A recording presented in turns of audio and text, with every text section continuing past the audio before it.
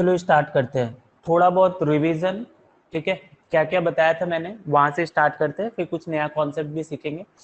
Last class मैंने थोड़ा सा फ्रैक्शन कंपैरिजन के ऊपर जो डीआई आ सकता है प्रोबेबली, जो कि मेंस लेवल का डीआई होता है, वो सारा मैंने आप लोगों से डिस्कस किया था। ठीक है, थोड़ा सा कॉन्सेप्ट में एक बता दे रहा हूँ जो कि जरूरी है। जैसे हमने एक स्पेशल डेटा के बारे में बात किया था, ये बहुत इंपॉर्टेंट है, इसका आप लोग अभी से मैं बार बार इसलिए रिपीट करता हूँ क्योंकि ये बहुत काम आता है। स्पेशल डेटा, स्पेशल डेटा में मैंने क्या बताया था, स्पेशल डेटा में मैंने बताया था स्पेशल डेटा क्या होता है। सबसे पहला, ऑल प्राइम नंबर, जितना भी प्राइम नंबर है एक्सेप्ट 2 and 5, ये जो होता है स्पेशल डेटा होता है। और दूसरा मैंने बताया था स्पेशल डेटा में 9 होता है। और जो आप लोग के एग्जाम पॉइंट ऑफ व्यू से इंपॉर्टेंट है, from exam point of view,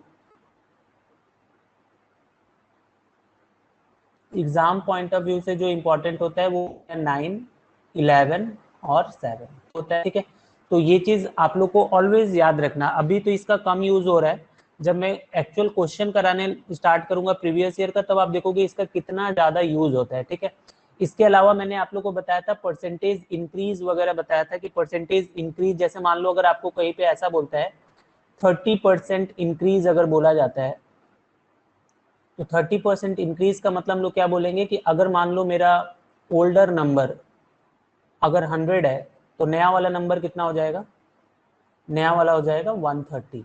ठीक है, मतलब जितना इंक्रीज होता है हम लोग क्या करते हैं 100 से प्लस करते हैं, जितना डिक्रीज होता है हम लोग क्या करते हैं 100 से माइनस करते हैं।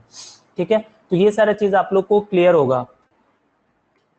ठीक है, जैसे मान लो ये क्वेश्चन है एसबीआई पीओ 2016 में पूछा था, इसको आप लोग ट्राई करो तो एक बार कि इसका आंसर क्या हो सकता है, फटाफट देख के ट्राई करके मुझे आंसर बताओ।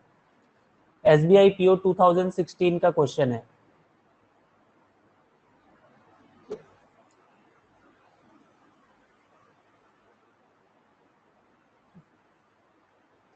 यहाँ पे लोग 2 जिम्नेशियम का बात कर रहे हैं। थोड़ा सा क्वेश्चन में मिसिंग है, एक मिनट,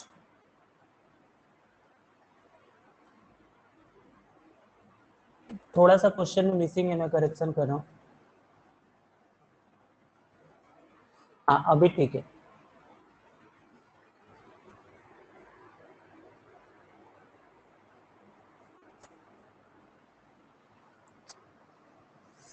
बोल रहे हैं कि there is a 30% increase in total number of member enrolled in 1994 in both gymnasium, find the total number of member enrolled in 1995। Answer आना स्टार्ट हो गया, डी कावेरी।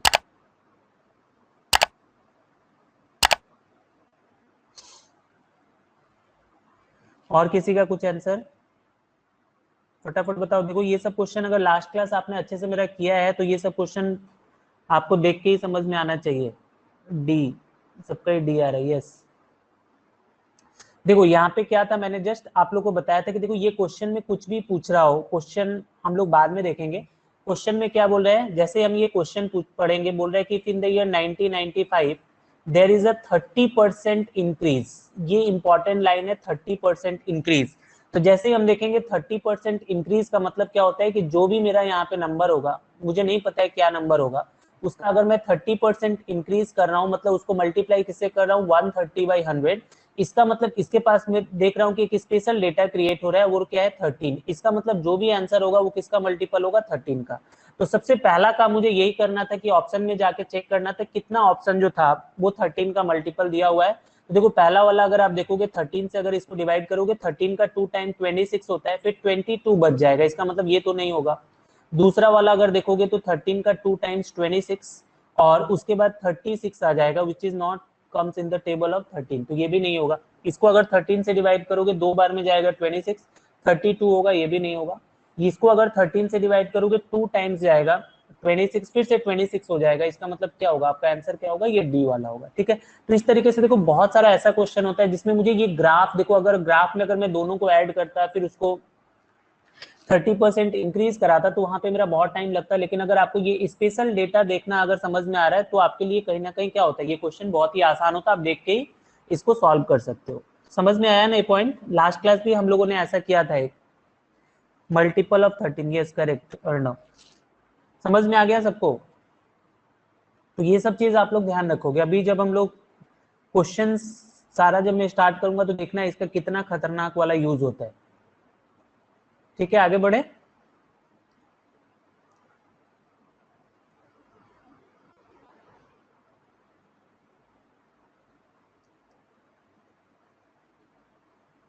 चलो देखो, अभी कुछ कुछ कॉन्सेप्ट हम लोग सीखेंगे जिसका यूज करके एक बहुत ही अच्छा मेंस लेवल का डेटा इंटरप्रिटेशन में आप लोगों को सॉल्व कराऊंगा। तो जैसे यहाँ पे रेशियो का ये कॉन्सेप्ट, अगर आपने रेशियो का क्लास किया है मेरा तो आपको पता होगा, नहीं किया है तो मैं थोड़ा सा रिवाइज करा दे रहा हूँ। जैसे मान लो ऐसा रेशियो अगर आपको दिया है, जैसे A:B का वैल्यू 2:3 दिया है और B:C अगर 4:5 दिया है, और आपको फाइंड करना है क्या, आपको फाइंड करना है A:B:C, तो इसका आंसर कितना होगा फटाफट बताओ। तो अगर आप लोगों ने किया है क्लास या नहीं किया है तो आप लोगों को अगर आता है तो सॉल्व करके बताओ क्या होगा इसका आंसर। A:B:C कितना हो जाएगा? 8 12 15, 8 12 15, यस करेक्ट। हाँ 8 12 15 ऑलमोस्ट सबका ही आ रहा है। देखो फटाफट क्या होता है, चलो इसका मैं थोड़ा सा बता देता हूँ। जैसे मान लो ये A:B का वैल्यू 2:3 दिया है और B:C का वैल्यू क्या दिया है 2:5। तो इसको बनाने का जो मेन लॉजिक होता है वो ये होता है कि मान लो इन दोनों में देख कॉमन जो होता है, जैसे मान लो यहाँ पे B जो है वो दोनों में कॉमन है, हमको क्या करना पड़ेगा कि अगर B दोनों में कॉमन है लेकिन इसका वैल्यू देखो यहाँ पे ऊपर वाले इक्वेशन में B का वैल्यू है 3 और नीचे वाले में B का वैल्यू क्या है 4, तो मेरे को करना ये होगा कि जो कॉमन है उसके वैल्यू को भी आपको क्या बनाना पड़ेगा, कॉमन बना लेना पड़ेगा। तो जैसे मान लो हम इसको कॉमन कैसे बना सकते हैं, अगर मैं ऊपर वाले को 4 से मल्टीप्लाई कर दूं और नीचे वाले को अगर मैं 3 से मल्टीप्लाई कर दूं, तो ये ऊपर वाला जो रेशियो है वो क्या हो जाएगा, ये हो जाएगा 8 और ये हो जाएगा 12, और नीचे वाले को अगर मान लो आपने 3 से मल्टीप्लाई किया तो ये हो गया 12 और ये क्या हो गया 15। तो अभी हम लोग क्या देख रहे हैं कि जो बी कॉमन था उसका वैल्यू भी क्या हो गया, उसका वैल्यू भी कॉमन हो गया। तो अभी हम लोग इजिली बता सकते हैं कि इसका मतलब A:B:C जो होगा वो क्या होगा 8:12:15 होगा। ठीक है, ये एक बेसिक तरीका है इसको बनाने का। और एक तरीका होता है इसको बनाने का जो कि जब मैं आप लोगों को रेशियो पढ़ाऊंगा तो वहां पे इसको मैं डिटेल में आप लोगों को समझा दूंगा। ठीक है, फिलहाल DI के लिए मैं इतना समझ लो कि जो कॉमन होता है उसके वैल्यू को आपको क्या करना है, कॉमन बना लेना है। एक और वैल्यू आप लोग फटाफट कैलकुलेट करके बता दो। जैसे मान लो अगर A:B का वैल्यू मैंने दिया 3:4 और B:C का वैल्यू मैंने दिया 5:6, 5:6, A:B:C निकाल के बताओ फटाक से। A:B:C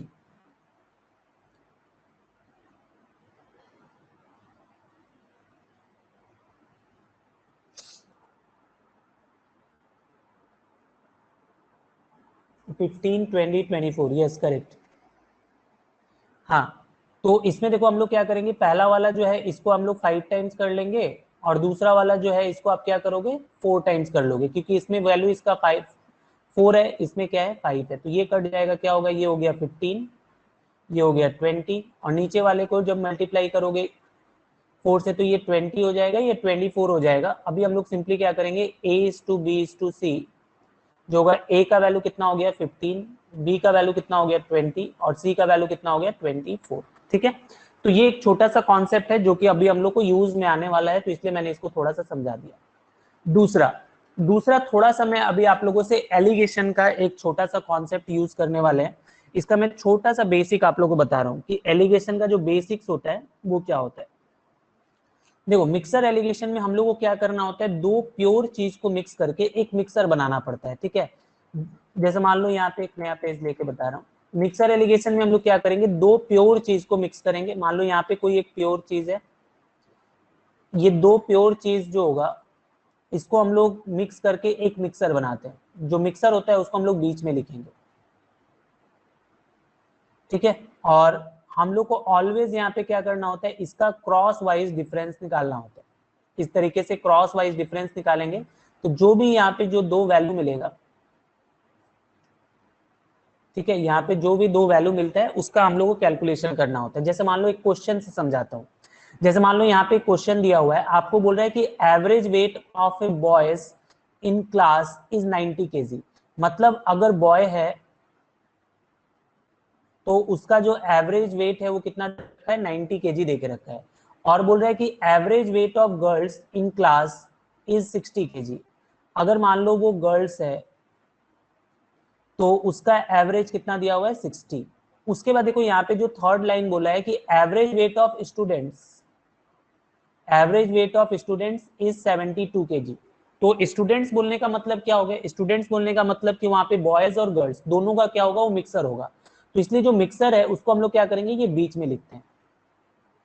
बीच में वो चीज लिखेंगे जहां पे दोनों को मिला के दिया होगा, ये चीज याद रखना। तो मान लो यहाँ पे जो स्टूडेंट्स है उसका वेट कितना दिया हुआ है, 72। इसके बाद हमको करना ये होता है मिक्सर एलिगेशन वाले में कि इसका क्रॉस वाइज डिफरेंस निकालना होता है। ठीक है, इस तरीके से आप क्या करोगे, क्रॉस वाइज डिफरेंस निकालोगे। ठीक है, तो डिफरेंस जैसे मान लो अगर मैं निकालूंगा तो अगर मान लो 90 में से अगर 72 माइनस करेंगे तो क्या मिलेगा मुझे, यहाँ पे मिलेगा 18। और अगर मान लो इन दोनों का डिफरेंस अगर आप निकालते हो इन दोनों का, तो ये 60 और 72 का डिफरेंस कितना हो गया, 12। तो अभी हम अगर इसका हम रेशियो निकाल दे तो इसका रेशियो आपको क्या मिलेगा, 2:3।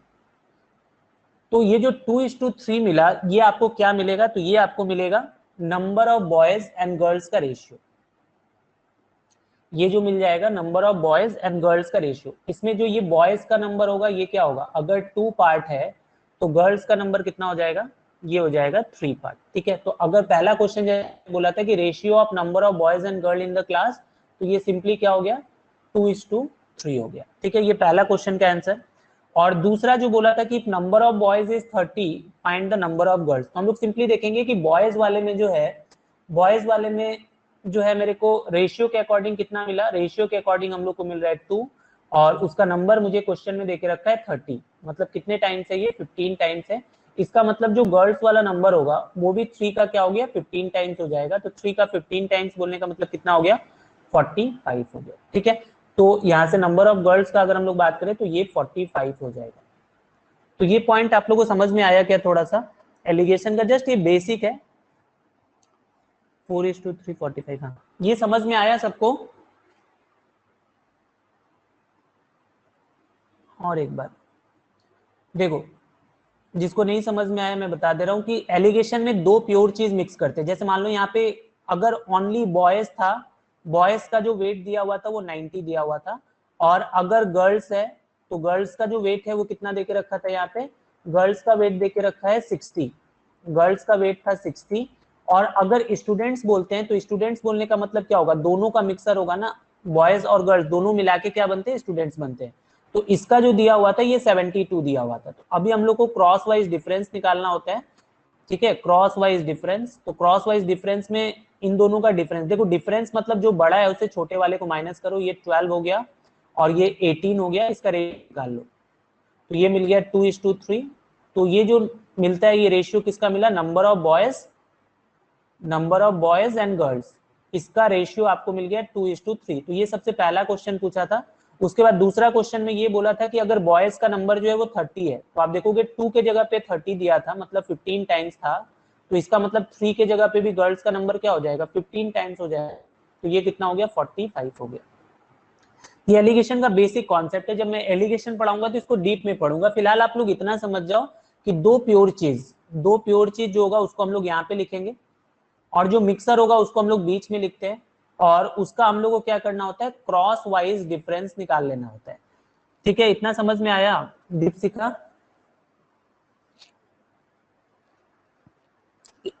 हाँ ठीक है, तो चलो अभी हम लोग आगे देखेंगे। एक बहुत ही अच्छा क्वेश्चन है, मेंस लेवल का क्वेश्चन है, उसको मैं थोड़ा सा अभी आप लोगों को कराऊंगा। पहले एक छोटा सा ये वाला पॉइंट, इंक्रीज डिक्रीज का बेसिक मैंने ऑलरेडी बता दिया था, फिर से एक बार बता दे रहा हूँ कि कहीं पे देखो अगर आपको बोलता है 20% इंक्रीज अगर बोलेगा, तो 20% इंक्रीज का मतलब आप लोग याद रखना कि जो भी आपका ओल्ड वैल्यू है उसको अगर आप 100 लेते हो या 100% लेते हो, तो जो आपका नया वाला वैल्यू होगा, जो न्यू वैल्यू होगा, वो कितना हो जाएगा, अगर इंक्रीज हुआ है तो 120% हो जाएगा। और अगर मान लो आपको बोला गया 20% डिक्रीज करा दो, तो उस केस में अगर आप जो ओल्डर वैल्यू होगा अगर आप उसको 100% लेते हो, तो जो नया वाला वैल्यू होगा, नया वाला वैल्यू कितना हो जाएगा, 80% हो जाएगा। मतलब इंक्रीज बोलने का मतलब क्या होगा, हम लोग क्या करेंगे, उसको 100 से प्लस करेंगे और अगर डिक्रीज होगा तो क्या करेंगे 100 से माइनस। इसी तरीके से मान लो अगर प्रॉफिट लॉस जैसे इंक्रीज या डिक्रीज को बहुत बार क्या करेगा आपको क्वेश्चन में प्रॉफिट या लॉस के टर्म में देगा। जैसे अगर मान लो आपको बोल दिया 20% प्रॉफिट हो गया, 20% प्रॉफिट हो रहा है, इसका मतलब आप सिंपली समझ जाना कि अगर मान लो वो खरीदा अगर 100 में है, मतलब कॉस्ट प्राइस अगर 100 है तो सेलिंग प्राइस क्या हो जाएगा उसका 120। सेम उसी तरीके से है। और अगर मान लो 20% अगर लॉस बता रहा है तो 20% लॉस का मतलब अगर वो बाई किया 100 में है तो इसका मतलब वो सेल कितने में कर रहा होगा, वो सिंपली 80 में सेल कर रहा होगा। तो ये कुछ कुछ तरीका है इंक्रीज या डिक्रीज बताने का। ठीक है, तो चलो अभी हम लोग क्वेश्चन देखते हैं। तो जैसे देखो ये क्वेश्चन है, बहुत ही अच्छा क्वेश्चन है, मेंस लेवल का है। यहाँ पे आप देख रहे हो कि क्वेश्चन में ये दिया है कि in the following bar graph percentage increase in the sale of company A, B, C, D, E for the year 2011 is given। मतलब क्या है कि 2011 में जो है कंपनी ए जो है उसका 30% इंक्रीज हो जा रहा है। ठीक है, ये देखो जो डिनोट कर रहा है वो क्या डिनोट कर रहा है, यहाँ पे देखो, यहाँ पे डिनोट कर रहा है सारा कितना इंक्रीज हुआ। हालांकि ग्राफ में आप लोग को लिख भी दिया है कि कितना इंक्रीज हो रहा है। बी वाले का जो है वो परसेंटेज 45% जो है वो सेल जो है वो इंक्रीज हो जा रहा है। सी जो है उसमें क्या देख रहे हो -15 बोलने का मतलब क्या हो रहा है, उसका 15% डिक्रीज हो रहा है। और डी जो है उसका 60% डिक्रीज हो रहा है। और जो ई है उसमें 25% क्या हो रहा है, इंक्रीज हो रहा है। मतलब आपको सिंपली सारा जो डेटा दिया हुआ है this all data related to increase और डिक्रीज। ठीक है, तो अभी देखो इसमें जो पहला क्वेश्चन आपसे पूछ रहा है, फर्स्ट क्वेश्चन आपसे क्या पूछा जा रहा है, फर्स्ट क्वेश्चन आपसे बोल रहा है the company A and B together have 35% increase in the sale at the end of 2011। बोल रहा है कि find the ratio of sale of company A and B at the beginning of 2011। तो देखो यहाँ पे आपको समझना है कि देखो ये जो ग्राफ आप देख रहे हो, जो ग्राफ आपको दिया हुआ है इसमें आपको बताया है कि इंडिविजुअली बता दिया है कि कंपनी ए जो है उसमें इंडिविजुअली जो है वो 30% इंक्रीज हो रहा है, बी में 45% इंक्रीज हो रहा है। और यहाँ पे जो क्वेश्चन में जो डेटा दिया हुआ है उसमें क्या दिया हुआ है, ए एंड बी टुगेदर, मतलब दोनों का मिला के जो है वो कितना इंक्रीज बता रहा है 35%। तो कभी भी अगर ऐसा हो कि दो इंडिविजुअल दिया हो और दोनों का मिक्सर अगर दिया हो तो ऑलवेज हम लोग क्या करेंगे, वहां पे मिक्सर एलिगेशन का कॉन्सेप्ट यूज कर लेंगे। ठीक है, बहुत लोग का आंसर सही आ रहा है। तो जैसे मान लो यहाँ पे क्या बोल दिया, यहाँ पे हम लोग सिंपली देखेंगे कि एक ए है, ए का अगर हम लोग बात करें तो ए में कितने परसेंट इंक्रीज हो रहा है 30%। तो ऑलवेज देखो आपको इंक्रीज डिक्रीज कभी भी देगा ना तो 100 प्लस माइनस करके लेना वो ज्यादा कंफर्टेबल होगा। जैसे अगर 30% इंक्रीज हुआ तो हम ये बोल सकते हैं कि इसका मतलब ए का वैल्यू कितना हो गया 30% हो गया, मतलब 130 हो गया। बी जो है, बी वाले में आप देखो कितना इंक्रीज हो रहा है 45%। तो आप बोल सकते हो इसका मतलब जो बी है उसका डेटा कितना हो गया, पहले 100 था तो वो 145 हो गया और दोनों का मिला के 35% इंक्रीज हुआ। तो जैसा मैंने बताया था कि दोनों का जो मिक्सर होगा मिला के होगा उसको हम लोग बीच में लिखेंगे। तो ये कितना लिखेंगे हम लोग 135। और इसके बाद आपको क्या करना है, इसका क्रॉस वाइज डिफरेंस निकालना है। तो देखो जब इसका आप क्रॉस वाइज डिफरेंस निकालोगे तो 145 और 35 दोनों का डिफरेंस क्या हो गया 10 का हो गया। और ये 130 और 135 इसका डिफरेंस कितने का हो गया 5 का हो गया। तो यहाँ से जो रेशियो मिलेगा, रेशियो कितना मिला 2:1। तो यहाँ तक जो रेशियो आ गया 2:1 आ गया। तो ये रेशियो कब का मिला, sale of company A and B at the beginning of 2011। समझ में आया ये पॉइंट सबको, बहुत लोग का आंसर सही आया है, समझ में आया आप लोग को।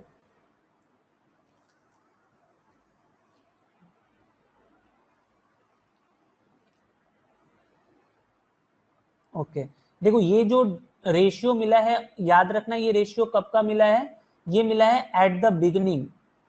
ये सब लाइन आप लोग अच्छे से समझो नहीं तो एग्जामिनर आपको अच्छे से कंफ्यूज कर सकता है। Eight the beginning of 2011, eight the beginning of 2011 क्यों मिला है, क्योंकि 2011 में जितना था उसी के ऊपर क्या हो रहा है, ये सब इंक्रीज हो रहा है। जैसे देखो इसी क्वेश्चन में एक क्वेश्चन और आपसे पूछ सकता है, आपसे एक क्वेश्चन ये पूछा जा सकता है, एक क्वेश्चन में लिख दे रहा हूँ, ऐड कर दे रहा हूँ।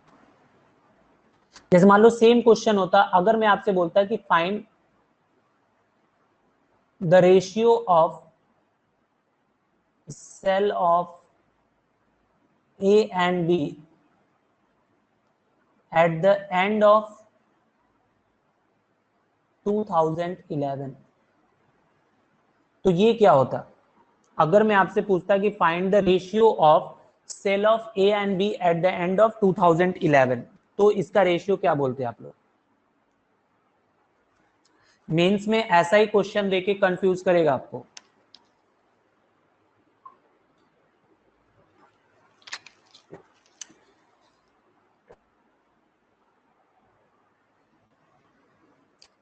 Find the ratio of sale of A and B at the end of 2011.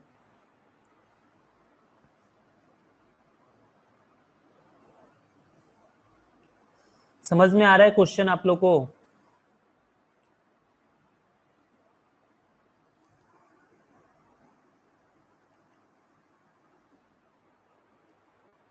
बताओ फटाफट।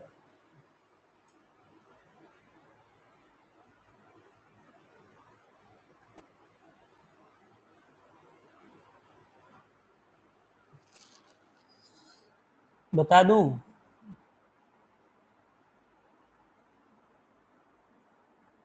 $52 to $29 अर्नव। ओके,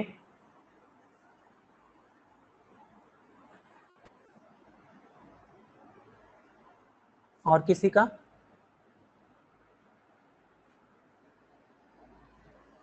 $16:13 तुलिका। प्रिया का आया 2:1। देखो ध्यान से समझो, ये सब क्वेश्चन बहुत ही कॉन्सेप्चुअल क्वेश्चन है, ठीक है। देखो सबसे पहला एक बात आप लोग, एक पॉइंट आप लोग अभी से ही मैं बताना स्टार्ट कर रहा हूँ। पूरे डीआई में ये चीज मैं आप लोग को बताऊंगा। जैसे मान लो एक चीज आप लोग याद रखना कि रेशियो एंड परसेंटेज, ये रेशियो और परसेंटेज जो होता है इसको हम लोग बोलते हैं अनरियल डेटा। इसको कभी मैं डिटेल में आप लोगों को बता दूंगा, फिलहाल आप लोग समझ लो, इसको हम लोग अनरियल डेटा बोलते हैं। मतलब क्या है कि आपको रेशियो और परसेंटेज निकालने के लिए एग्जैक्ट वैल्यू का दरकार नहीं होता है। एग्जैक्ट वैल्यू जो होता है इसका रिक्वायरमेंट नहीं होता है। आप रेशियो और परसेंटेज अगर आपको एग्जाम में कैलकुलेट करने के लिए बोलता है तो आप रेशियो परसेंटेज के हेल्प से ही बना सकते हो, ठीक है। ये पॉइंट आप लोग याद रखना फिलहाल के लिए। बहुत लोगों का आंसर डिफरेंट आ रहा है और गलत भी आ रहा है, मुझे एक ही आंसर सही मिला अभी तक। तो देखो यहाँ पे क्या, ध्यान से समझो। तो यहाँ पे क्वेश्चन में बोला है find the ratio of sale of A and B at the end of 2011। तो सबसे पहले देखो यहाँ पे हम लोग एक चीज देखें कि एट द बिगिनिंग ऑफ 2011 जो था, मैंने रेशियो निकाल चुके हैं हम लोग। कितना है एट द बिगिनिंग में? 2:1 आया रेशियो। ए और बी का रेशियो एट द बिगिनिंग आप अगर देखोगे तो क्या है, ए और बी का रेशियो अगर मैं बात करूं बिगिनिंग में 2:1 है। मतलब मान लो इसका वैल्यू 2 है तो इसका वैल्यू हम लोग क्या मान सकते हैं 1। एज मुझे क्वेश्चन में रेशियो निकालने के लिए ही बोल रहा है, इसलिए हम लोग ये 2:1 लेके क्वेश्चन सॉल्व कर सकते हैं, ठीक है। उसके बाद हम लोग क्या देख रहे हैं कि जो ए का क्या हुआ था 30% इंक्रीज हो गया था और बी वाले में क्या हो गया था 45% इंक्रीज हुआ था। तो हम लोग सिंपली सोचेंगे देखो यहाँ पे कि ए में 30% इंक्रीज होने का मतलब क्या है कि अगर वो पहले देखो 30% इंक्रीज मैंने आप लोग को बताया, इसका मतलब पहले अगर वो 100% था तो 30% इंक्रीज होना मतलब वो कितना हो गया 130%। तो आप सिंपली बोलोगे कि पहले अगर ये 2 था तो इसका वो 130% हो जाएगा, क्योंकि वहां पे 30% का क्या हो गया इंक्रीमेंट हो गया। उसी तरीके से जो बी है उसमें 45% इंक्रीमेंट हो रहा है, इसका मतलब वो कितना हो जाएगा वो 145% हो जाएगा। और अभी आपको इसका रेशियो निकाल लेना है। तो देखो रेशियो अगर आप निकालोगे तो परसेंटेज तो कट ही जाएगा। 5 से हम लोग कट कर सकते हैं, 5 से कटेगा 5 का 2 टाइम्स कितना होगा 10, उसके बाद 30 है मतलब 6 टाइम्स। 5 से अगर आप इसको कट करोगे तो 5 का 2 टाइम्स होगा 10, 45 का मतलब 9 टाइम्स। तो अभी देखो और कुछ भी कैंसिल आउट नहीं हो रहा है, इसका मतलब क्या था, इसका जो आंसर था वो 52:29 था। केवल एक अर्नव का आंसर बस सही था, उसके अलावा सबका आंसर गलत था। समझ में आया क्या आप लोग को? 52:29।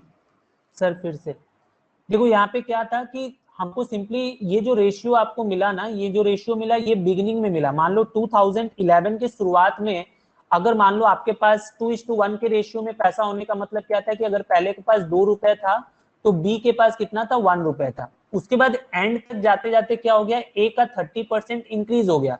मतलब 2 था उसका 30% इंक्रीज मतलब वो अपना 130% हो जाएगा। और बी जो था 1 था, उसका 45% इंक्रीज होना मतलब वो 145% हो जाएगा, ठीक है। तो अभी मुझे दोनों का रेशियो निकालना था, तो मैं बस 5 से कट कर दिया, यहाँ पे 26 मिल गया, ये 29 मिल गया, मल्टीप्लाई कर दिया, तो यहाँ से आंसर आ गया। तो ये जो रेशियो मिला ये कब का मिला? Eight the end of year 2011। समझ में आया क्या Deepshikha?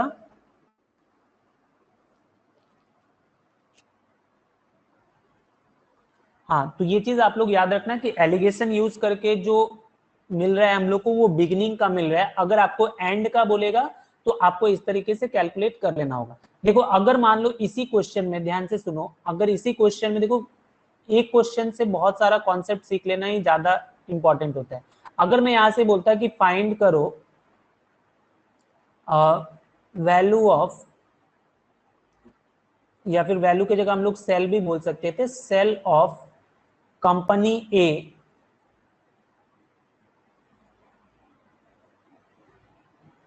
at the end of 2011, तो ये क्या होता? Find the value of sale of company A at the end of 2011, इसका आंसर क्या होता?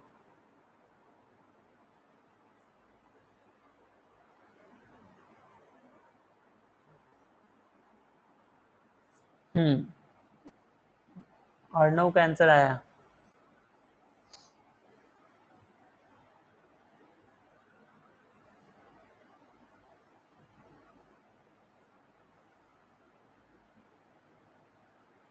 और किसी का answer? C and D Kaveri, Jyoti का can not be determine. Yes, ये चीज याद रखना आप लोग, इसका जो आंसर होगा वो हो जाएगा कैन नॉट बी डिटरमाइन।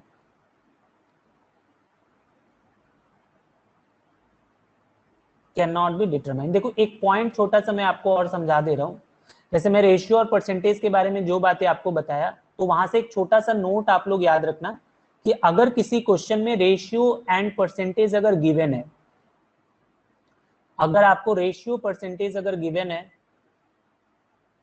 तो इसके हेल्प से अगर आप कुछ फाइंड कर पाओगे, तो आप अगर फाइंड कर पाओगे तो वो फाइंड कर पाओगे रेशियो या फिर परसेंटेज, यही आप फाइंड कर सकते हो। लेकिन अगर कोई बोलता है कि वैल्यू बताओ, कोई वैल्यू फाइंड करके बताओ, तो वैल्यू जो है वो आप फाइंड नहीं कर सकते हो। तो ये पॉइंट आप लोग माइंड में सेट कर लो। जैसे इसी क्वेश्चन में क्या दिया हुआ था, इस क्वेश्चन में मुझे टोटली क्या दिया हुआ था, परसेंटेज का बात किया हुआ है या फिर रेशियो का बात किया हुआ है। तो उसके हेल्प से अगर मुझे कोई पूछेगा तो ज्यादा से ज्यादा मैं क्या बता सकता हूँ, उसमें रेशियो बता सकता हूँ, उसमें मैं परसेंटेज बता सकता हूँ। लेकिन अगर मुझे कोई वैल्यू बोलता है तो मैं वैल्यू नहीं बता सकता। हाँ, वैल्यू मैं तभी बता सकता हूँ जब वो मुझे एक वैल्यू बता दे। जैसे मान लो उस क्वेश्चन में ऐसा मुझे पता चल गया था कि अगर मैं बिगनिंग का बात करूं कि या फिर एंड का, मान लो अगर मैं बिगनिंग का ही बात करता हूं, एट बिगनिंग, बिगनिंग में आप लोगों ने क्या देखा था कि रेशियो 2:1 आ गया था ए और बी का। अगर आपको क्वेश्चन में ऐसा बोल देता है कि मान लो ए का जो सेल है वो लेट अस सपोज 2000 करोड़ से, बी का बताओ, तो अभी आप कंपेयर करके, जैसे ये अगर एक वैल्यू अगर आपको बता दे रहा है तो आप देखोगे 2 पे 2000 दे दिया, मतलब कितना दे दिया, 1000, तो आप बी का वैल्यू भी 1 की जगह पे 1000 करोगे तो आपको यहां से मिल जाएगा। लेकिन जब तक आपको वैल्यू अगर नहीं देता है तब तक आप वैल्यू निकाल ही नहीं सकते हो। ये पॉइंट एकदम माइंड में सेट कर लो आप लोग, क्योंकि ऐसा क्वेश्चन बार बार एग्जाम में देता है जहां पे आप देखोगे कि आपको रेशियो परसेंटेज गिवन है और आपसे वो पूछेगा क्या, आपसे पूछेगा कि आप वैल्यू बताओ, तो आप सिंपली देख के ही बता सकते हो कि वहां पे वैल्यू आपको नहीं मिलने वाला है। क्लियर हुआ सबको ये पॉइंट? समझ में आया? तो फिर आगे बढ़े नेक्स्ट क्वेश्चन पे। हाँ, ठीक है। और आप लोग देखो एक पॉइंट और आप लोग को समझ में आना चाहिए कि हम लोग यहाँ पे मिक्सर एलिगेशन यूज क्यों कर रहे हैं। हम लोग मिक्सर एलिगेशन इसीलिए यूज कर रहे हैं क्योंकि यहाँ पे दो प्योर वैल्यू दिया हुआ है और एक जो डेटा दे रहा है वो दोनों का मिला के दे रहा है। कभी भी अगर ऐसा दे तो सबसे बेस्ट तरीका होता है एलिगेशन यूज करके डीआई बना लो। बहुत लोगों को देखो पता ही नहीं होता है कि एलिगेशन, डीआई में एलिगेशन का भी यूज होता है, और वो लोग दूसरे तरीके से परसेंटेज के हेल्प से बनाना स्टार्ट करते हैं और उससे क्या होता है, बहुत सारा टाइम वेस्ट होगा, उससे ज्यादा कुछ नहीं होगा। और अगर वही आप अगर एलिगेशन से बना लोगे क्वेश्चन बहुत जल्दी बन जाएगा। देखो ये क्वेश्चन, देखो क्वेश्चन दिख रहा है सबको, सेम वही क्वेश्चन था, क्वेश्चन यहाँ पे अलग कर दिया मैंने। सेकंड क्वेश्चन ये है, क्वेश्चन विजिबल है आप लोग को? थोड़ा सा बड़ा कर देते हैं।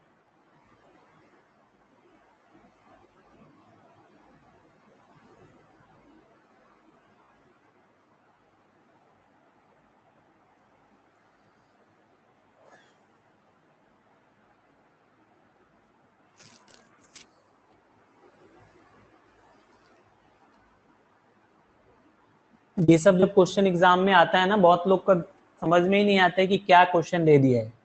तो ऐसा क्वेश्चन अगर आप लोग एग्जाम के पहले नहीं बनाए रहोगे तो एग्जाम में तो कभी नहीं बनने वाला है।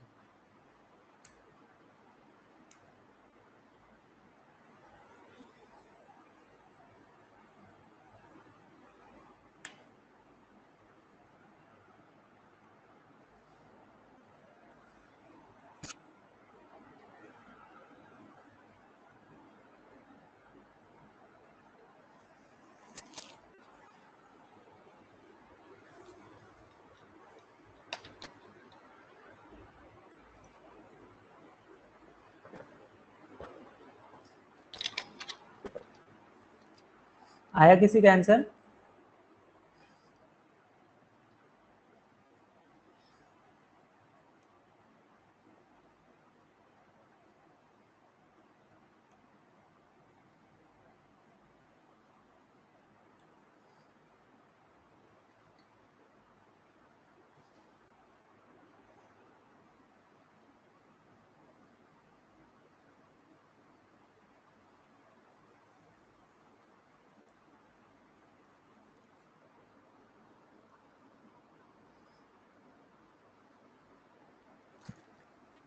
बता दूं या ट्राई कर रहे हो आप लोग? बोलो।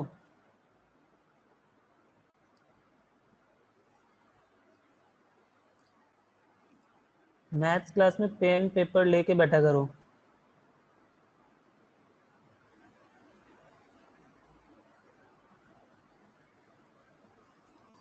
यस, आंसर आया।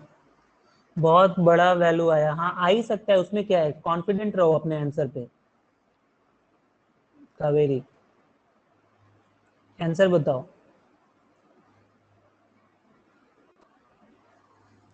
रेशियो है तो जरूरी थोड़ी है कि छोटा 2 1 में ही आएगा, बड़ा बड़ा वैल्यू आ ही सकता है। जैसा क्वेश्चन वो लोग पूछेगा उसके हिसाब से ही हमको सॉल्व करके बताना है।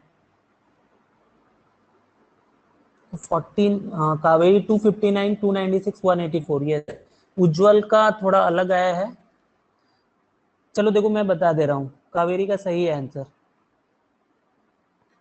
देखो चलो इसको सॉल्व करते हैं। देखो अच्छा क्वेश्चन था ये। जैसे यहाँ पे बोल रहा है कि percentage increase in sale of company A and B together. जैसे ही हम देखेंगे ए एंड बी टुगेदर बताया है, मतलब मुझे समझ में आ रहा है कि ए का इंडिविजुअली मुझे पता है 30% इंक्रीज, बी का मुझे इंडिविजुअली पता है 45% इंक्रीज, और ए और बी दोनों का मिला के जो है वो कितना देके रखा है 38%। तो हम लोग वहां पे एलिगेशन यूज करने का सोचेंगे कि मान लो ए ले लेते हैं, एक बी ले लेते हैं। ए का मुझे पता है कि 30% इंक्रीज हुआ, मतलब 130% हो गया होगा। बी जो है वो 45% इंक्रीज हुआ होगा, मतलब 145 हो गया होगा, और दोनों का मिला के 38% इंक्रीज हुआ। तो हम लोग क्या करेंगे, यहाँ पे 138 लिख लेंगे, और इसके बाद यहाँ पे हम लोग को एलिगेशन यूज करना है।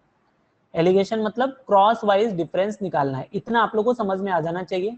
उसी तरीके से यहाँ पे और बोला था क्या कि and company B and C together, B और सी दोनों को मिला के जो है वो 22% का इंक्रीमेंट हुआ है। तो हम लोग बी और सी का देखते हैं। बी का जो है मुझे पता है कि 45% इंक्रीमेंट हुआ है, इसलिए 145 लेंगे। देखो सी का 15% डिक्रीज हुआ है, तो 15% डिक्रीज का मतलब क्या होगा, 15% अगर डिक्रीज होना मतलब मैंने आप लोग को बताया था कि अगर वो 100% था, 15% डिक्रीज हो गया मतलब कितना हो जाएगा, 100 से 15 माइनस कर दो, वो कितना हो गया 85 हो गया। तो यहाँ पे आपको सी का वैल्यू मिल गया 85, और दोनों को मिला के 22% इंक्रीमेंट हुआ है, मतलब ये कितना हो जाएगा 122 हो जाएगा। और इसके बाद आपको क्या करना है, क्रॉस वाइज डिफरेंस निकाल लेना है। ठीक है, तो देखो यहाँ से क्रॉस वाइज अगर हम लोग डिफरेंस निकालेंगे तो ये 145 से अगर 138 माइनस करोगे तो आपको मिलेगा 7, और 130 और 138 का अगर आप डिफरेंस निकालोगे तो आपको मिलेगा 8। तो ये जो आपको मिला ये A:B मिला। यहां से आपको मिल गया कि A:B जो है वो 7:8 है, और यहाँ पे देखो इसका अगर आप डिफरेंस निकालोगे तो 12 में से 5 जाएगा कितना हो गया 7 हो गया, और 11 में से 8 गया कितना हो गया 3, तो ये हो गया 37। और इन दोनों का डिफरेंस निकालोगे तो 5 में से 2 जाएगा क्या हो गया 3, 14 में से 12 गया कितना हो गया 2। तो यहाँ से इसका मतलब मुझे ये जो मिला क्या मिला B/C का रेशियो मिला। तो यहाँ से हमको पता चल गया कि B/C जो है वो कितना हो गया 37:23 हो गया। तो जैसा अभी आप लोग को मैंने सिखाया था कि अगर मान लो आपको A/B पता है, B/C पता है, और आपको क्वेश्चन में क्या बोल रहा है कि ratio of sale of company PNC at the beginning of year 2011, तो हम लोग सिंपली क्या करेंगे यहाँ पे इन दोनों में B कॉमन है, उसका वैल्यू भी कॉमन बना देंगे। तो यहाँ पे 8 है और यहाँ पे 37 है, इसको आपको 37 टाइम्स करना पड़ेगा और इसको आपको 8 टाइम्स करना पड़ेगा। देखो इसका ऊपर वाला वैल्यू 37 से मल्टीप्लाई करोगे कितना हो गया 37 का 7 टाइम्स, 7 का 7 टाइम्स कितना हो गया 49, और 7 का 3 टाइम्स हो गया 21 + 4 25, और ये 8 से मल्टीप्लाई करोगे 8 7 जा कितना हो गया 56, और 8 3 जा 24 + 5 29।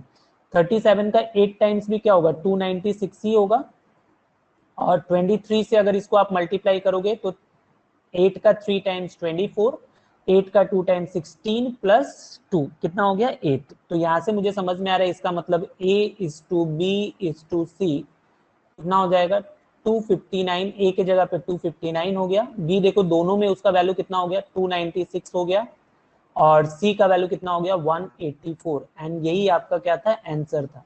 ये जो मिला आपको ये रेशियो कब का मिला एट द बिगिनिंग, समझ में आया आप लोग को।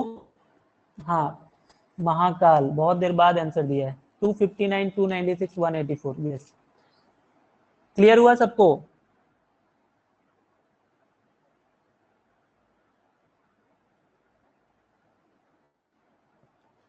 ये मिला बिगिनिंग में। अगर मान लो आपसे पूछता कैलकुलेशन नहीं बोल रहा हूं, लेकिन अगर मान लो आपसे बोलता है कि रेशियो बताओ eight the end of year, eight the end of 2011, तो मुझे क्या करना पड़ता आप लोग को एटलीस्ट इतना आना चाहिए। हम देखेंगे रेशियो क्या मिला 259 296 और 184।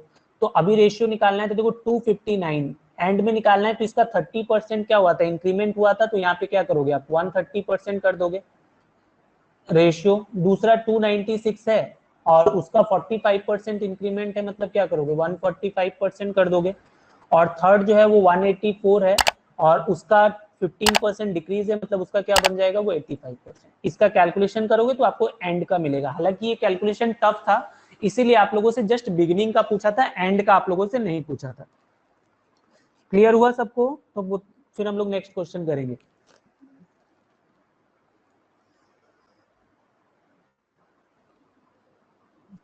समझ में आ रहा है आप लोग को।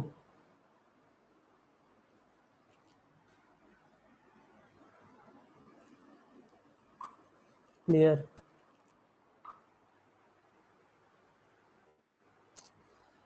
ठीक है चलो इसका नेक्स्ट क्वेश्चन करते हैं। देखो ये नेक्स्ट क्वेश्चन है इसका थर्ड वाला। थोड़ा सा मैं क्वेश्चन को ऊपर कर दे रहा हूँ, आप लोगों को ग्राफ तो समझ में आ ही गया है कि ग्राफ क्या क्या दिया हुआ है, ये आप लोगों को समझ में आ गया है। थोड़ा सा ऊपर कर देते हैं ताकि जगह बन जाए। ये क्वेश्चन है,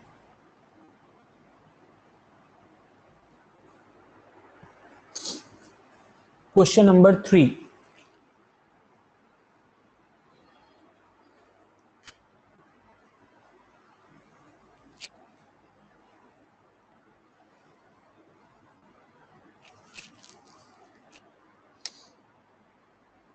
ये सब मेंस लेवल का क्वेश्चन है,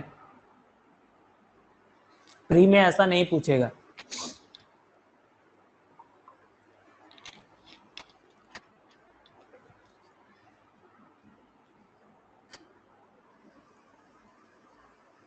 $45,000 माइनस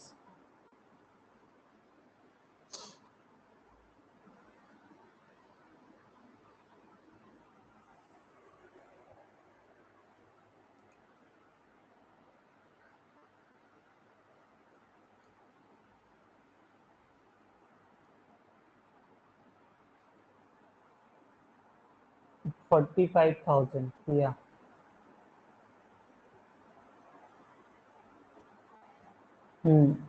45,000 तुलिका का भी आया। महाकाल,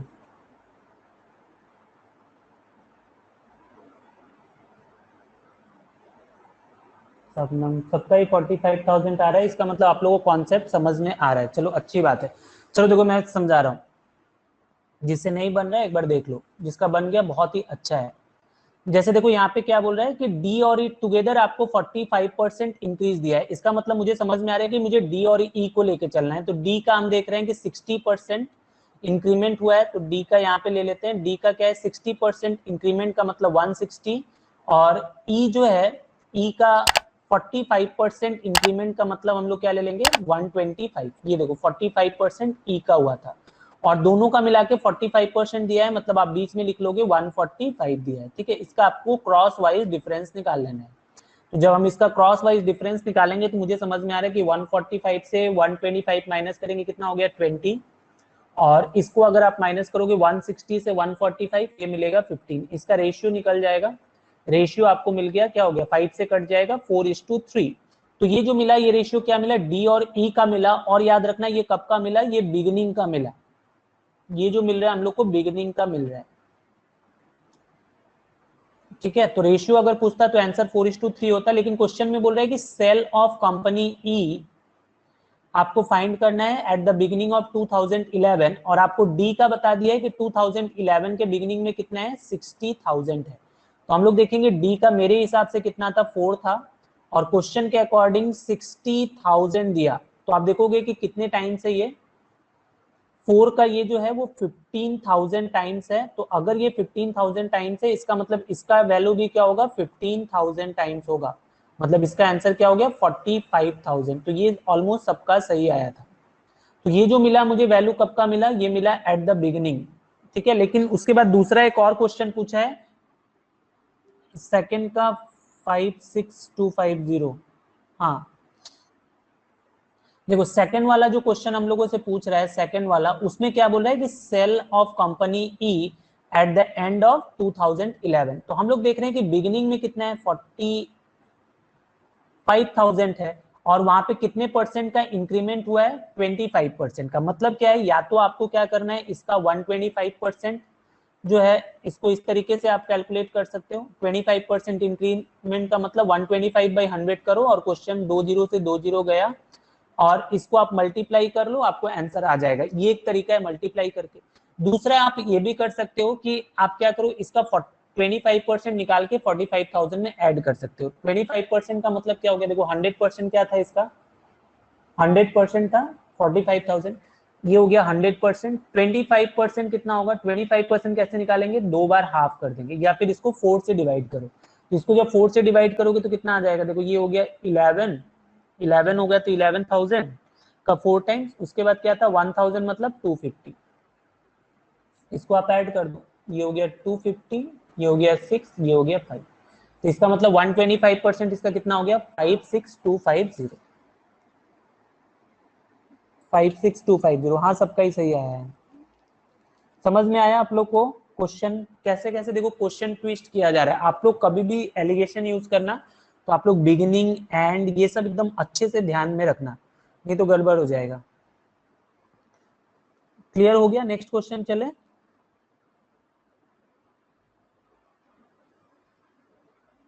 किसी को डाउट तो नहीं है ना इस क्वेश्चन में, किसी को डाउट है पूछ लो, या फिर क्लियर है तो बताओ, फिर आगे बढ़े।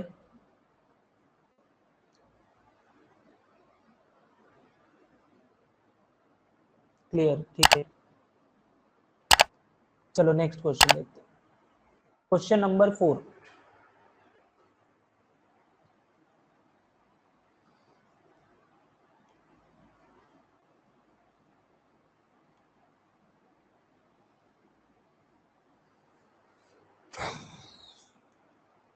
बोल रहा है कि sale of company C at the end of 2011 is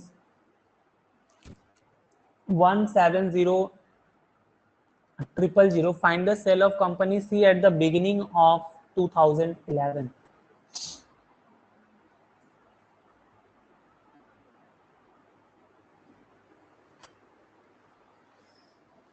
2 lakhs Manas,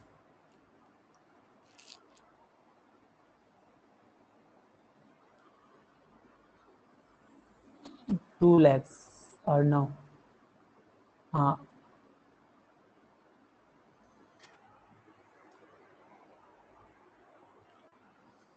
Mahakal 2 lakhs।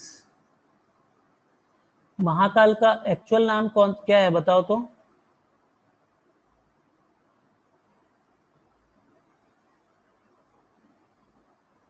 सबका 2 lakhs आ रहा है, हाँ सही है।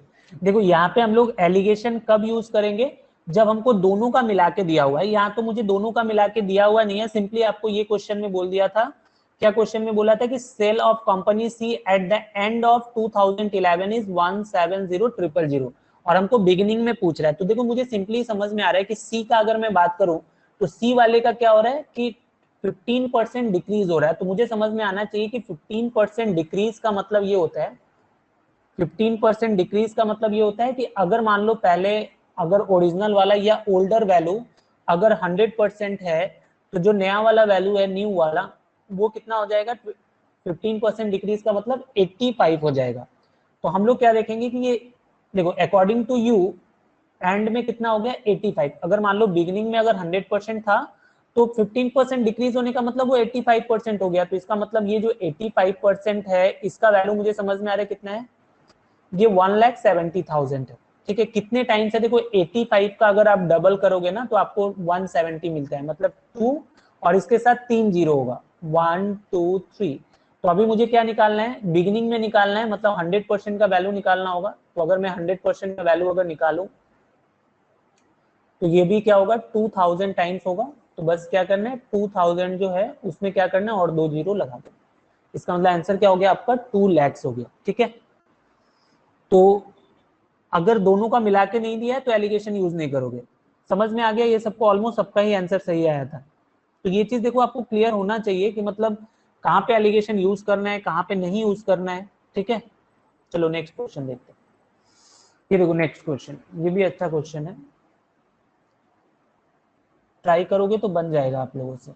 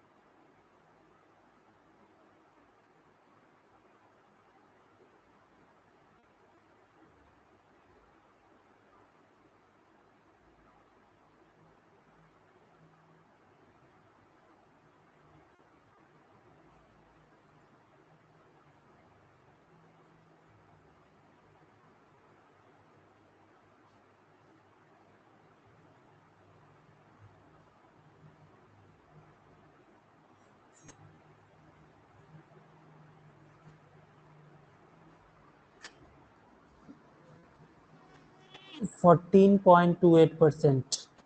ओके, 14% आ रहा है, हाँ ऑलमोस्ट आ रहा है सबका, वेरी गुड।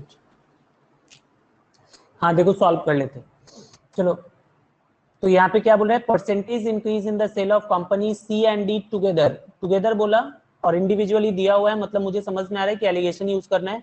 तो देखो सी का जो है हम लोग को पता है सी का 15% डिक्रीज है मतलब 85 है, और डी का जो है वो 60% इंक्रीज है मतलब 160 है, और दोनों का मिला के 20% का इंक्रीमेंट हुआ, मतलब यहाँ पे हम लोग क्या ले लेंगे 120, क्रॉस वाइज डिफरेंस निकालेंगे।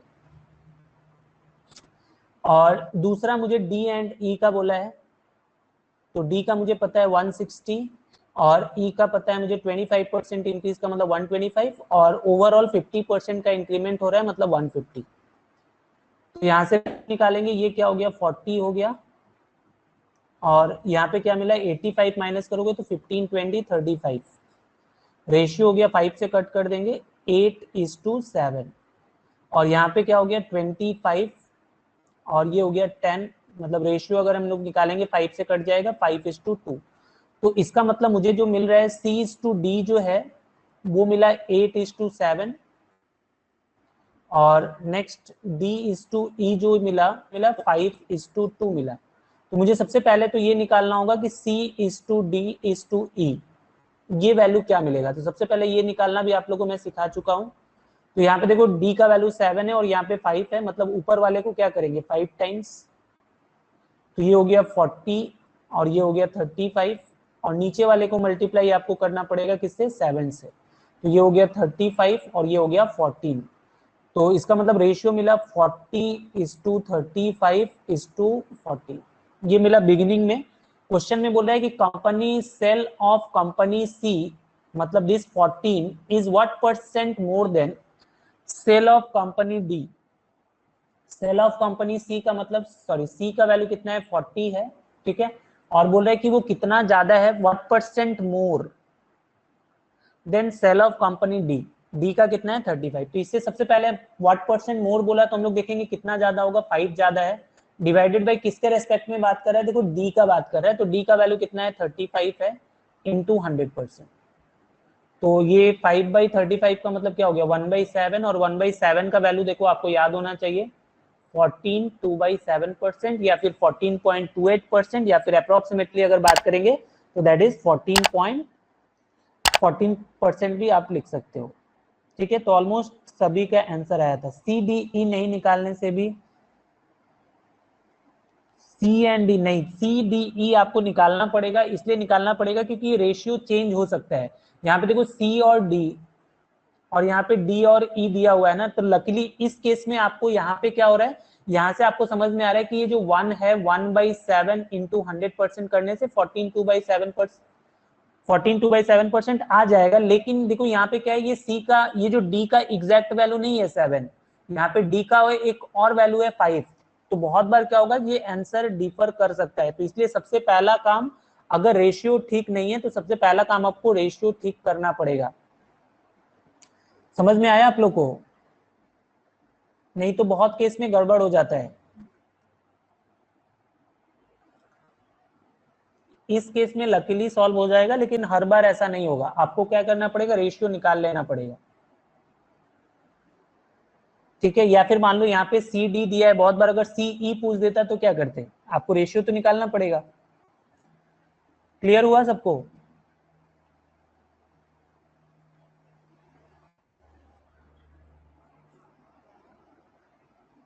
बताओ फिर आगे बढ़ेंगे।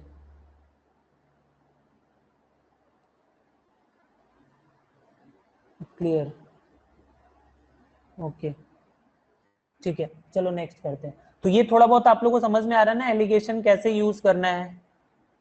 चलो देखो एक क्वेश्चन और है, ये भी मेंस का क्वेश्चन है। जैसे देखो यहाँ पे क्या दिया हुआ है, यहाँ पे दिया हुआ है, पहले क्वेश्चन समझ लो।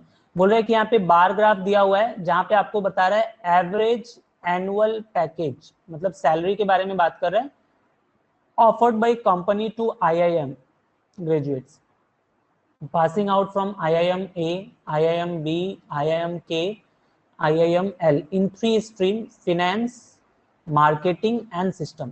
ये 3 डिपार्टमेंट है। फिनेंस जो है ये वाला जो है ये आपको फिनेंस रिप्रेजेंट कर रहा है पहला वाला ये सिंबल, और जो पूरा प्लेन है आप देख रहे हो वो क्या रिप्रेजेंट कर रहा है मार्केटिंग, और जो थोड़ा ये हैवी है ये क्या रिप्रेजेंट कर रहा है सिस्टम। और देखो ये जो सैलरी दिया हुआ है याद रखना ये किस में दिया हुआ है 1000 में दिया हुआ है। ये सब पॉइंट जो होता है DI में नोट करने वाला होता है, ठीक है। अभी देखो इससे रिलेटेड आपको कुछ कुछ क्वेश्चन पूछा गया था, ठीक है। एक्चुअली ये कैट का प्रीवियस ईयर का क्वेश्चन है, तो कैट का जो प्रीवियस ईयर का क्वेश्चन है मेंस में आने का चांसेस बहुत ज्यादा बढ़ जाता है, ठीक है, क्योंकि पुराना जो कैट का क्वेश्चन होता है IBPS वाले लोग यूज करते हैं। ठीक है, मेंस के लिए। तो जैसे देखो ये क्वेश्चन से स्टार्ट करते हैं। ये क्वेश्चन आप लोग भी ट्राई कर सकते हो, कोई दिक्कत नहीं है। देखो जैसे यहाँ पे क्या दिया हुआ है, क्वेश्चन में ये बोल रहा है कि average salary of system graduate passing out from IIM K and IIM L is 6.93 lakhs per annum. यहाँ पे क्या होगा, ये टुगेदर दोनों का मिला के जो है आपको 6.93 lakhs दिया हुआ है पर एनम। तो आपको बोल रहा है find the minimum possible number of system graduate passing out from IIM L. Try करोगे आप लोग? ये सारा देखो ये थाउजेंड्स में दिया है, मतलब क्या है कि जैसे इसका अगर मैं बात करूं तो 543,000, इसको अगर लैक्स में बोलोगे तो आप क्या बोलोगे, 5,43,000 बोल सकते हो, या फिर 5.43 लैक्स ऐसा बोल सकते हो। आंसर आया किसी का 53 माइनस। ओके, मिनिमम पूछा है IIML। ओके, IIML का है ना, हाँ 53 सही है।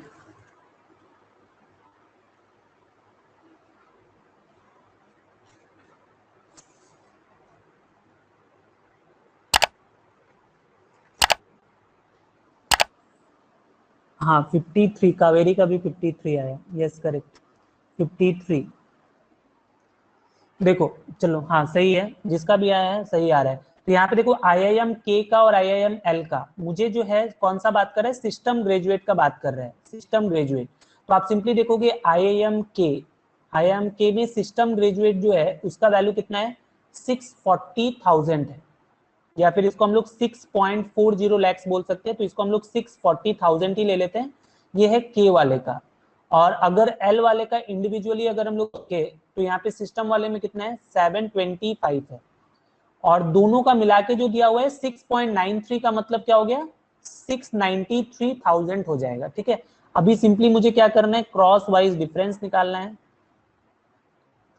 तो यहां से अगर आप डिफरेंस निकालोगे तो देखो इन दोनों का डिफरेंस कितना हो गया, 5 में से 3 जाएगा, क्या हो गया 2, 72 से माइनस करोगे 32, और इन दोनों का डिफरेंस अगर निकालोगे तो कितना मिलेगा 53। इसका मतलब क्या है कि ये जो मिला रेशियो मिला,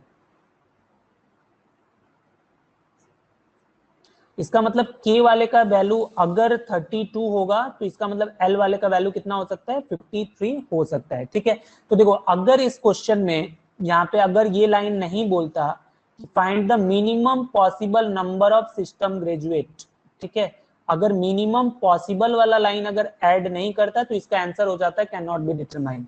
लेकिन यहाँ पे मिनिमम पॉसिबल बोला है, तो रेशियो से हम लोग क्या कर सकते हैं, मिनिमम पॉसिबिलिटीज बता सकते हैं।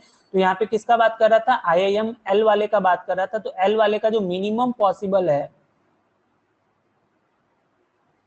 मिनिमम पॉसिबिलिटीज जो है वो कितना हो जाता है, 53 जो होता है क्या होता है, 53 लैक्स जो होता है, या 53,000, आप लोग देख लेना ऑप्शन में, वो क्या हो जाता है, उसका मिनिमम पॉसिबिलिटीज हो जाता है। ये एल वाले का था।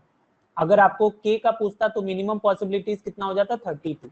अगर मान लो आपको यहाँ पे मिनिमम पॉसिबल अगर नहीं पूछता, आपको सिंपली बोलता है कि find the number of system graduate passing out from IIM L, तो इसका आंसर क्या होता, अगर मिनिमम पॉसिबल नहीं देता तो आंसर क्या होता है इसका,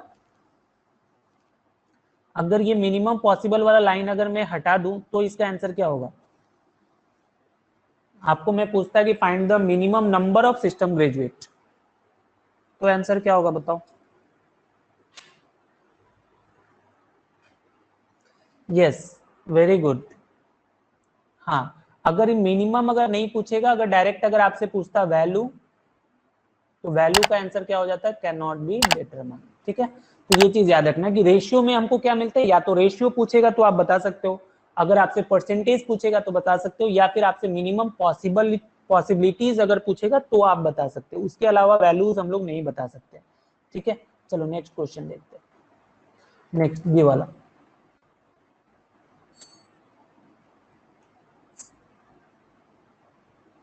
ठीक है,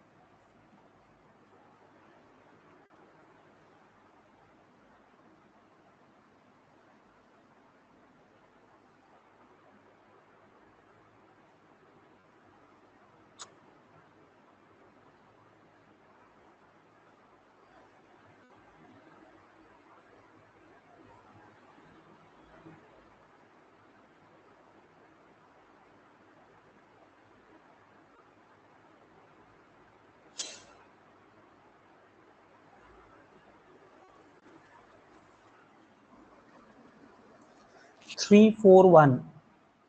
ओके, मानस का आंसर आया, देखते हैं।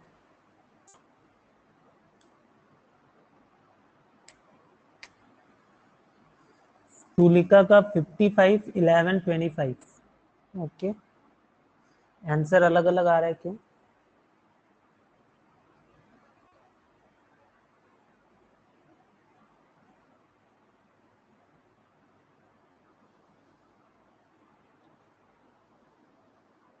यहाँ पे देखो फिनेंस ग्रेजुएट का बात कर रहे हैं, फिनेंस ग्रेजुएट IIM बी का बात कर रहे हैं, मतलब ये वाला से लेना है हमको। फिनेंस ग्रेजुएट का मतलब कितना हो जाएगा? फिनेंस वाले का ये वाला वैल्यू 490 मेरे काम का है। IIM के मतलब ये वाला का, ये फिनेंस ग्रेजुएट का मतलब 550, ये मेरे काम का है। चलो देखो सॉल्व कर लेते हैं। देखो यहाँ पे बोल रहा है कि बहुत लोग देखो यहाँ पे इस क्वेश्चन में कंफ्यूज हो जाते हैं एक पॉइंट को लेके। 122, देखो यहाँ पे क्या बोल रहा है कि average salary of finance graduate passing out from IIM B and IIM K together and those from IIM K and IIM L together is 5,30,000। इसका मतलब देखो यहाँ पे दोनों वैल्यू का जो टुगेदर वाला जो वैल्यू है वो 5,30,000 ही है। एक ही बार बताया। आप लोग ऐसा बहुत लोग सोचते हैं कि इसमें कुछ डेटा मिसिंग है और वो लोग उसका answer can not be determine कर देते, तो ऐसा नहीं करना आप लोग। देखो IIM बी वाला जो है, IIM बी, इसका जो वैल्यू है कितना है यहाँ पे देखो, मैं ऑलरेडी बता चुका हूँ। यहाँ पे कितना है? 490 है। और दूसरा IIM के का जो है अगर हम लोग बात करें तो ये कितना है? 550 है। और दोनों का मिला के 5,30,000 है, तो इसको हम लोग 530 लिखेंगे और यहाँ से हम लोग इसका रेशियो निकाल सकते हैं। ये एक वैल्यू हो गया। दूसरा के और एल का बोला है, तो के वाले का मुझे ऑलरेडी पता है कितना है? 550 है। और दूसरा है एल वाले का, देखो एल वाले में से कोई ये कितना है? 400 एंड फाइनेंस ग्रेजुएट कितना है? 410। और दोनों का मिला के मुझे पता है 530 है। जहां से हम लोग क्या करेंगे? सबसे पहले रेशियो निकालेंगे। तो ये जो रेशियो है कितना हो गया? यहाँ पे आया 20 और इसका हो जाएगा ये 40। तो ये रेशियो अगर हम लोग निकालेंगे तो क्या मिलेगा? 1:2। यहाँ पे डिफरेंस अगर हम लोग देखें तो कितना आ रहा है? 5 से 410 लेके जाओगे कितना आएगा? 120 आएगा। ठीक है, और इन दोनों का डिफरेंस जो है वो कितना आ गया? 20 का आ गया। मतलब यहाँ से जो रेशियो मिलेगा वो कितना मिलेगा? 6:1 का मिलेगा। तो यहाँ से मुझे समझ में आ रहा है कि B:K, दिस इज 1:2 और K:L, ये आ रहा है 6:1। ठीक है, तो मुझे यहाँ से फाइंड करना है क्या? B, K और L, इसका मुझे रेशियो निकालना है। तो हम लोग जैसा रेशियो निकालते हैं उस तरीके से करेंगे। यहाँ पे देखो K का वैल्यू क्या है? 2 है और यहाँ पे K का वैल्यू क्या है? 6। तो आप सिंपली इसको 3 टाइम्स करने से ही आपका काम हो जाएगा। इसको 3 टाइम्स कर दोगे, ये 3 हो जाएगा, ये 6 हो जाएगा। दूसरे वाले में मल्टीप्लाई करने का दरकार ही नहीं है क्योंकि इसका वैल्यू भी क्या हो गया? 6 और यहाँ पे भी इसका वैल्यू क्या है? 6। तो हम लोग अभी बोल सकते हैं इसका मतलब B:K:L जो होगा वो कितना हो जाएगा? 3:6:1। ठीक है, तो इसका मतलब रेशियो क्या मिला आपको? B:K:L का 3:6:1। बहुत लोगों का गड़बड़ आया था। अब बाद में सभी ने सही बताया। माइनस 361, पिया 361, हाँ 612 नहीं होगा, 361 होगा। समझ में आया क्या आप लोग का? 612 2 को आप रेशियो निकाल दो, 612 2 जो है उसको आप 2 से कट कर दो, 361 ही आ जाएगा। क्लियर हुआ सबको?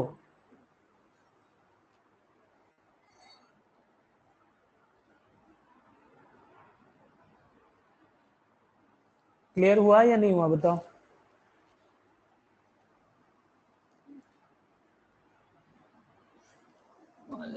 क्लियर,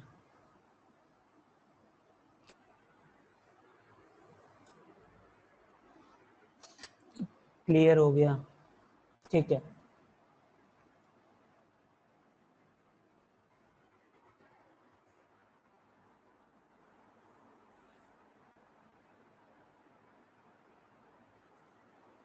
तो ये जो कॉन्सेप्ट था ये रेशियो वाला से और मिक्सर एलिगेशन, इन दोनों का यूज करके जो था ये कुछ DI पूछा हुआ था। ठीक है, तो ये सारा मैंने आप लोगों को कराया। थोड़ा सा एवरेज देखो, DI के लिए कुछ कुछ रिक्वायरमेंट था, मैंने बताया था आप लोगों को कि परसेंटेज आपको अच्छे से आना चाहिए। ठीक है, फ्रैक्शन कंपैरिजन आना चाहिए आप लोगों को अच्छे से।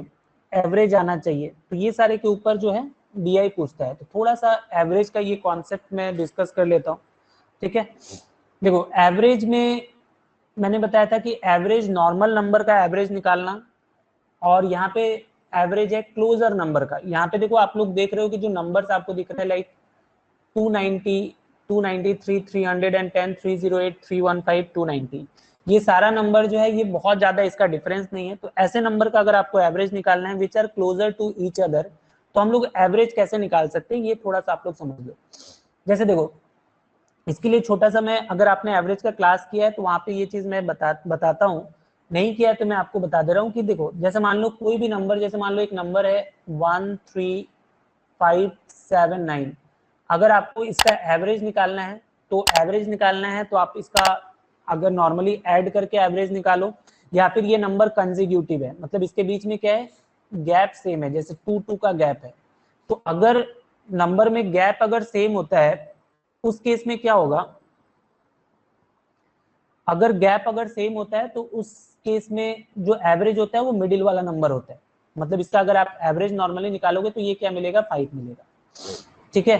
तो अगर डिफरेंस सेम है, ये सबसे पहला टाइप होता है एवरेज का, कि अगर डिफरेंस सेम है नंबर्स के बीच का तो उसका एवरेज निकालने का सबसे पहला तरीका होता है कि या तो आप मिडिल नंबर चेक करो,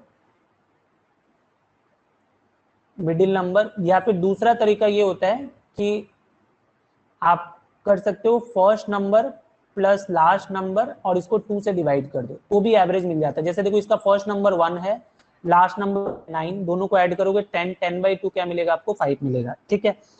और एक पॉइंट आप लोग याद रखना है कि किसी भी नंबर का जब हम लोग एवरेज निकालते हैं तो जो एवरेज होता है वो ऑलवेज, जैसे यहाँ पे देखो एवरेज क्या मिला आपको, 5 मिला, तो जो एवरेज होगा वो स्मॉलर नंबर जो होगा उससे छोटा नहीं हो सकता है, और जो लार्जर वाला नंबर होगा उससे बड़ा नहीं हो सकता है, ये बात आप लोग याद रखना। तो उसी तरीके से जैसे मान लो मुझे ये नंबर जो दिया हुआ है 290, 293, 310, 308, 315 और 290, इसका मुझे एवरेज निकालना है। तो हम लोग एवरेज कैसे निकाल सकते हैं इसका, यहाँ पे देखो सबका डिफरेंस सेम नहीं है लेकिन ये नंबर क्या है, बहुत ही क्लोजर है। तो ऐसे नंबर का एवरेज निकालने के लिए आपको क्या करना पड़ेगा, हम लोग क्या करेंगे, मुझे एक बात समझ में आ रहा है इसको देख के कि इस नंबर का जो भी एवरेज होगा वो क्या होगा। देखो इसमें जो सबसे मिनिमम है वो कौन सा है, 290 है, और जो सबसे मैक्सिमम है वो कितना है, 315, इसके बीच में कहीं ना कहीं एवरेज लाई करेगा। तो हम लोग मान लेते हैं कि जो मेरा एवरेज है वो 300 है, जस्ट कैलकुलेशन आसान करने के लिए मैंने मान लिया 300, आप कुछ भी ले सकते हो। तो अगर मैंने मान लिया कि एवरेज मेरा 300 है, अभी मुझे करना क्या होगा, इस 300 से सबको कंपेयर करना होगा। तो देखो 300 से अगर 290 को कंपेयर करोगे तो ये कितना कम है, 10 कम है। अगर कम होगा तो आप माइनस में लिखोगे, ज्यादा होगा तो प्लस में, तो ये हो गया माइनस का 10। 293 को अगर आप 300 से कंपेयर करोगे कितना हो गया, माइनस का 7। 310 को अगर आप 300 से कंपेयर करोगे कितना हो गया, प्लस का 10। 308 को अगर आप 300 से कंपेयर करोगे तो ये क्या मिलेगा, प्लस का 8। 315 को जब कंपेयर करोगे तो ये क्या हो गया, प्लस का 15। और 290 को कंपेयर करोगे तो कितना हो गया, माइनस का 10। और मुझे बस अब इसका एवरेज निकालना है। एवरेज निकालना मतलब देखो कितने नंबर का बात कर रहे हैं हम लोग, 1 2 3 4 5 6, तो इसको आपको क्या करना है, 6 से डिवाइड कर देना है। तो अभी अगर इसको हम सॉल्व करें, माइनस का 10 प्लस का 10 क्या हो गया, कैंसिल आउट, आपको क्या मिलेगा, प्लस वाले को एक साथ ले लेते हैं, प्लस 15 प्लस 8 मिलके क्या हो गया, प्लस का 23, माइनस का 7 और माइनस का 10 मिलके क्या हो गया, माइनस का 7, 17 डिवाइडेड बाई 6। तो इसको अगर हम सॉल्व करेंगे तो 23 में से 17 गया, कितना हो गया 6, प्लस का 6/6, 6 से 6 कट जाएगा, आपको क्या मिलेगा, +1। तो अगर इसको सॉल्व करके आपको +1 मिला तो आपको सिंपली क्या करना है, इसमें 1 ऐड कर देना है। इसका मतलब जो आपका एवरेज होगा वो कितना हो जाएगा, 301। अगर यहाँ पे कुछ नेगेटिव आता है तो आपको क्या करना होगा, वहां से उतना माइनस कर लेना पड़ेगा। ये चीज आप लोगों को समझ में आ रहा है सबको, जो लोग एवरेज का क्लास नहीं किए हैं। कावेरी 301 आया था, हाँ समझ में आया क्या ये वाला सबको।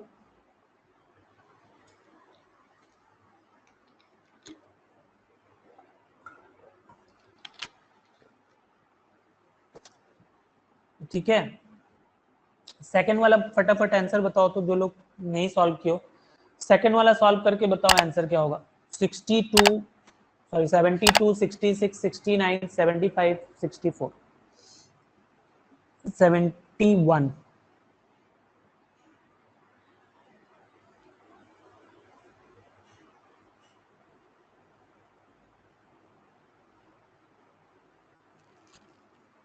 71, तुलिका 71, महाकाल 71,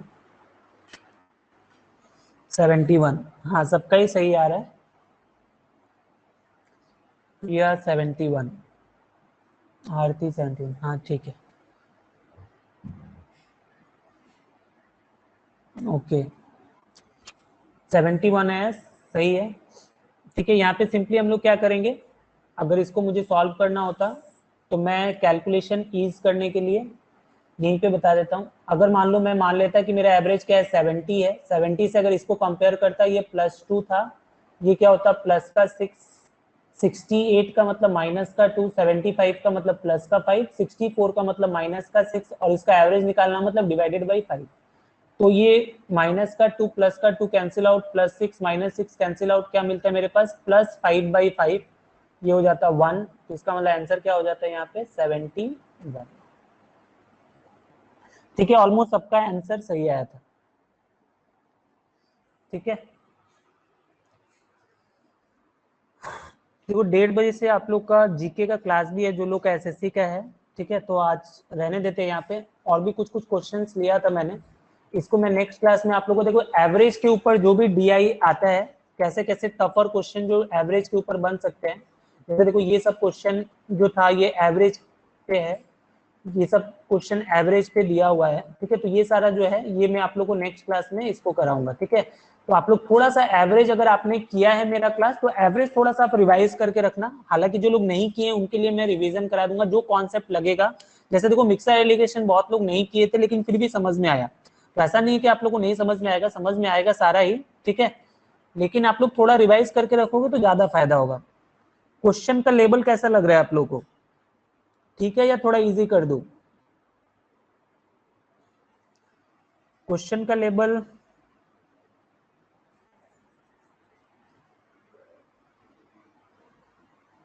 विनीता, इजी, ऐसा ही ठीक है, ठीक है, हाँ हाँ, थोड़ा सा हम लोग दोनों मिक्स करके करेंगे। ठीक है ना, ऐसा नहीं है कि हम लोग ये सब मेंस लेवल का, अगर आप लोग अभी से थोड़ा बहुत प्रैक्टिस नहीं करोगे तो बाद में प्री क्लियर करने के बाद उतना टाइम नहीं मिलता है। तो हम लोग प्री वाला भी लेके चलेंगे, मेंस वाला भी लेके चलेंगे। ठीक है, दोनों को मिला के ही हम लोग क्वेश्चन सॉल्व करेंगे। ठीक है, चलो आज के लिए रहने देते हैं। नेक्स्ट क्लास जो भी मैं डीआई का कराऊंगा वहां पे एवरेज रिलेटेड पहले क्वेश्चन करा लूंगा, और उसके बाद फिर हम लोग क्वेश्चन डायरेक्ट क्वेश्चन करेंगे। ये सारा कॉन्सेप्ट के ऊपर मैं बता रहा हूँ, कुछ कॉन्सेप्ट लिया उसके ऊपर कुछ क्वेश्चन डिस्कस कर लिए, तो इससे क्या होता है हम लोग को थोड़ा फायदा हो जाएगा।